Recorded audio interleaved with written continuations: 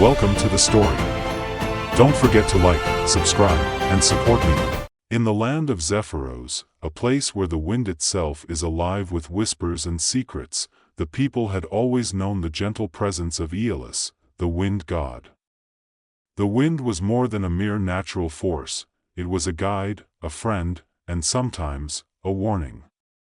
The kingdom flourished under Aeolus's protection, and everyone who called Zephyros home could hear the wind's whispers, a soft murmur that carried wisdom, warnings, and the songs of the world. Sebastian, a young and gifted musician, had grown up with the wind as his constant companion. He lived in a small, weather-worn cottage on the edge of the whispering woods, a place where the trees swayed in harmony with the breath of the wind, creating melodies that inspired his compositions. From a young age, Sebastian had been able to translate the wind's whispers into music, enchanting all who heard his melodies. But his gift was not without its burdens. Sebastian's passion for music often consumed him, leading him to lose track of time and place. He would spend hours, sometimes days, locked away in his small studio, surrounded by sheets of parchment filled with musical notes. His fingers would dance over the strings of his lyre, weaving together the sounds that only he could hear, creating songs that resonated deeply within the hearts of his listeners. The people of Zephyros admired him, and many would travel great distances just to hear him play, but with great talent came great responsibility, a lesson that Sebastian had yet to fully grasp. His love for music, while pure, was also driven by a desire to create something new, something extraordinary that would set him apart from the musicians who had come before him. It was this desire that led him to experiment with melodies that were unlike anything the world had ever heard, melodies that would soon bring him face to face with forces far beyond his understanding. One fateful evening, as the sun dipped below the horizon, casting long shadows across the whispering woods, Sebastian sat in his studio, his mind racing with ideas. The wind outside had taken on a different tone, a more insistent whisper that tugged at his thoughts, urging him to listen more closely. He could feel something stirring in the air, a power that he had never felt before. It was as if the wind itself was trying to tell him something important. Driven by a sudden burst of inspiration, Sebastian began to play. The notes flowed from his fingers as if they were guided by an unseen hand, forming a melody that was both haunting and beautiful. The wind outside picked up, swirling around his cottage, echoing the music that filled the room. As he played, the melody grew stronger, more intense, and with it, the wind grew wilder, shaking the trees and rattling the windows. Unbeknownst to Sebastian, he had tapped into a power that had lain dormant for centuries, a melody that had the ability to summon the very storms that Aeolus had kept at bay. The wind, no longer a gentle whisper, became a howling gale, tearing through the kingdom with a fury that had not been seen in generations. The sky darkened, and the once peaceful land of Zephyros was engulfed in chaos. Sebastian played on, oblivious to the destruction his music was causing. His eyes were closed, lost in the world of sound he had created, a world where only the music mattered.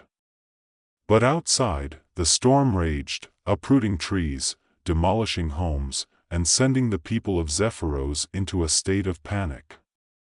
The wind, which had once been their ally, had turned against them, and no one knew why. It wasn't until a loud crash echoed through his cottage, snapping him out of his trance, that Sebastian realized something was terribly wrong. He stopped playing, his hands trembling as he set down his lyre. The storm outside continued to rage, the wind howling like a wounded beast.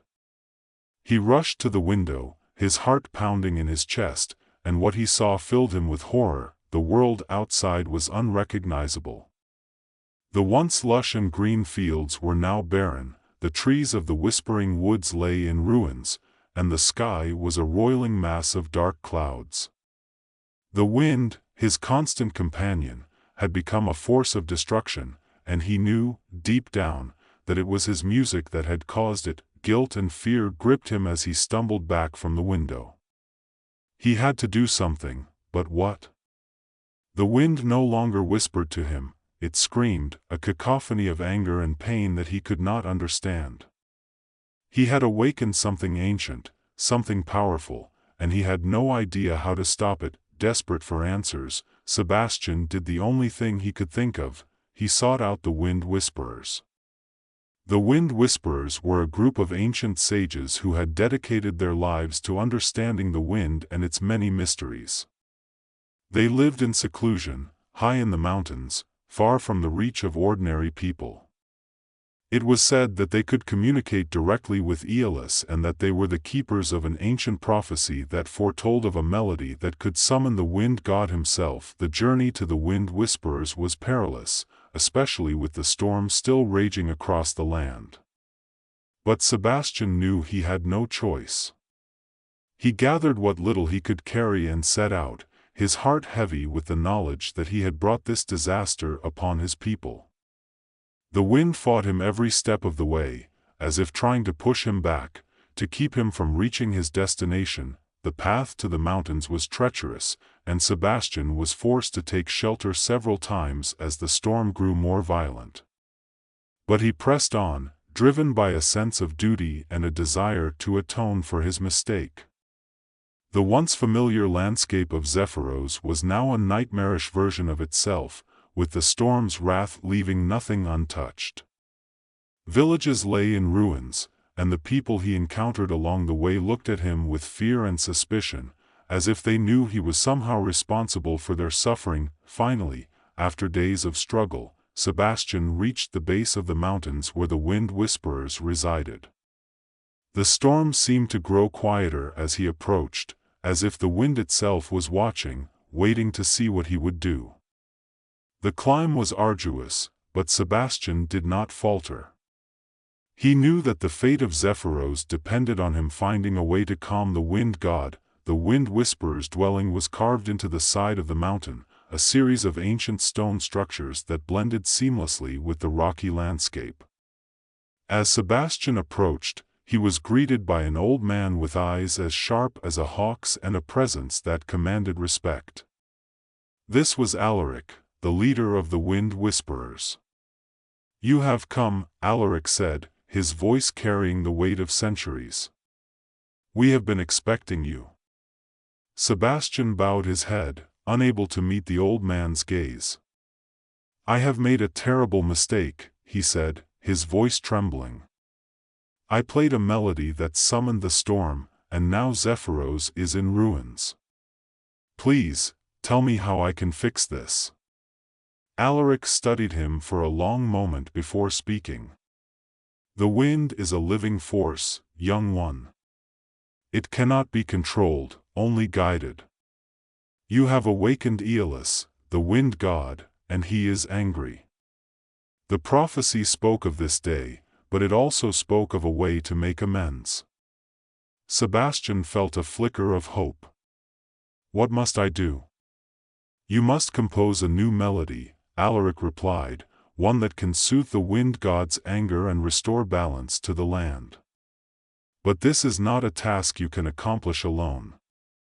The wind is no longer your ally, it is your greatest challenge. You must journey to the sacred peaks, where the wind is at its purest, and there you will find the inspiration you need." "The sacred peaks?" Sebastian echoed, fear creeping into his voice. The sacred peaks were the highest and most treacherous mountains in all of Zephyros, a place where few dared to venture. It was said that the wind there was so strong that it could tear a man apart. Alaric nodded. "It is the only way. The melody you seek cannot be created in a place tainted by the storm. You must go to the source of the wind, where Aeolus first gave breath to the world. Only there will you find the notes that can calm his wrath." With a heavy heart, Sebastian agreed. There was no other choice.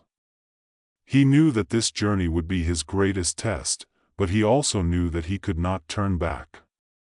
The people of Zephyros were counting on him, and he had to make things right. Alaric provided him with a simple yet powerful instrument, a lyre made from the wood of the whispering trees, the last of its kind. "This lyre will help you on your journey," Alaric said. "It is attuned to the wind, and it will guide you if you listen carefully. But remember, the melody you seek must come from within. The wind can only show you the way, it cannot create the music for you." With the lyre in hand and a renewed sense of purpose, Sebastian set out once more, this time towards the sacred peaks. The journey was long and perilous, and the wind continued to fight him at every turn. The closer he got to the peaks, the more violent the wind became, as if Aeolus himself was trying to keep him away. The path to the sacred peaks was fraught with danger. The wind howled through the narrow mountain passes, threatening to hurl Sebastian into the abyss below.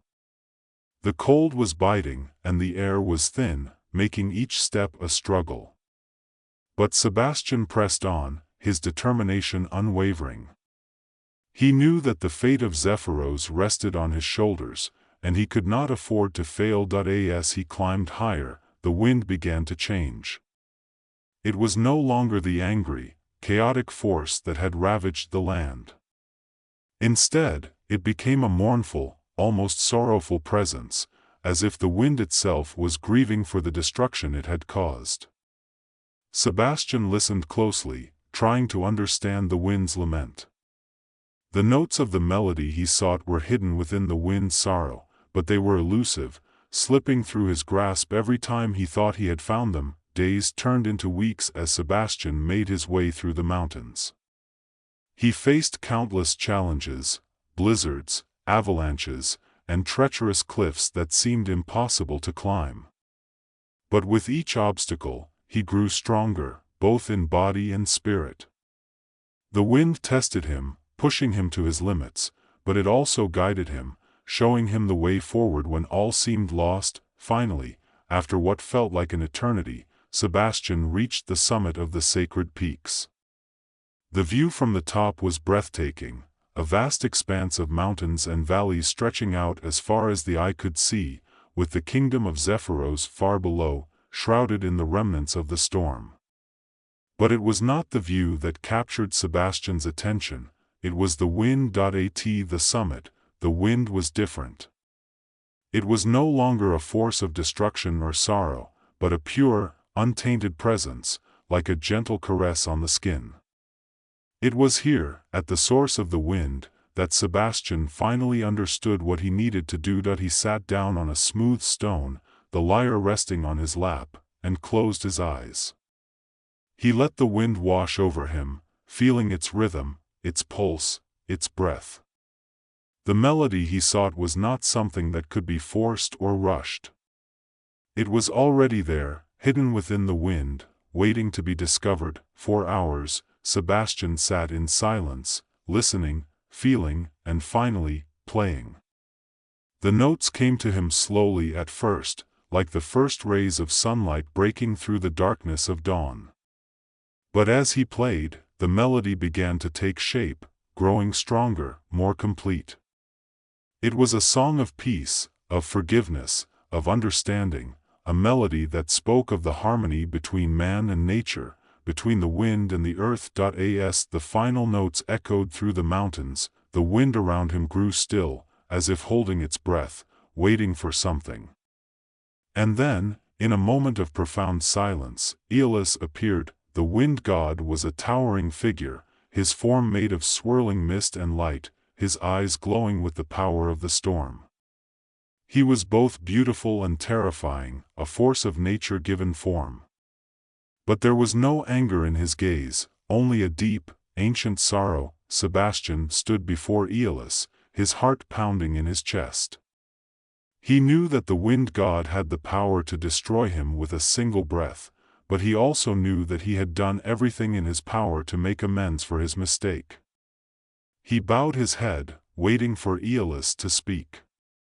"You have played a song that I have not heard in 1,000 years, Aeolus said, his voice like the sound of the wind itself, soft, yet filled with an undeniable power. It is a song of peace, of reconciliation, and it has calmed the storm within me." Sebastian looked up, hope blossoming in his chest. "Will you forgive me, great Aeolus? I did not mean to awaken you with my music. I only wanted to create something beautiful." Aeolus gazed at him for a long moment before nodding slowly. "I forgive you, Sebastian. But remember this, the wind is not something to be controlled. It is a living force, as wild and free as the sky. You must always respect it, and in turn, it will guide you."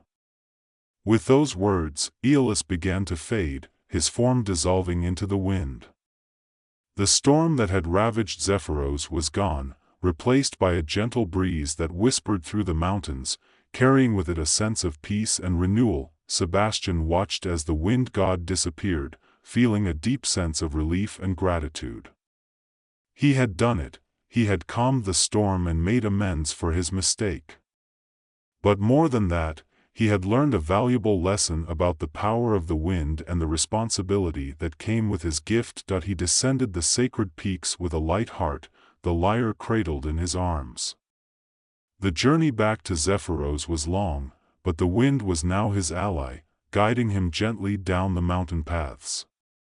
The land he returned to was still scarred by the storm, but there was a sense of hope in the air, a feeling that the worst was over and that the kingdom could begin to rebuild. When Sebastian finally returned to his village, he was met with a mixture of awe and gratitude. The people of Zephyros had suffered greatly, but they were resilient, and they welcomed him back as a hero. They knew that it was his music that had caused the storm, but they also knew that it was his music that had saved them. In recognition of his bravery and the wisdom he had gained, Aeolus bestowed upon Sebastian a gift, a lyre made from the breath of the wind itself.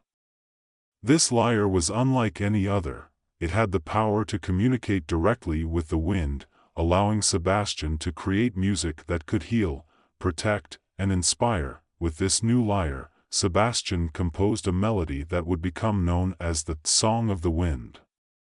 It was a melody that told the story of his journey, of the mistakes he had made and the lessons he had learned. It was a song that resonated deeply with the people of Zephyros, reminding them of the importance of living in harmony with the forces of nature. The Song of the Wind became a symbol of hope and unity for the kingdom.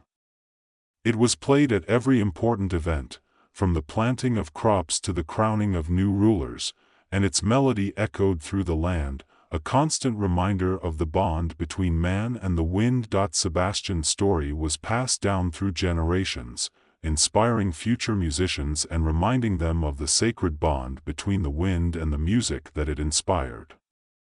The land of Zephyros, once ravaged by the storm, flourished once more under the gentle guidance of Aeolus, the wind god, and so, with the wind as his ally, Sebastian lived out his days in peace, his music a testament to the power of harmony and the lessons learned from the whispering wind.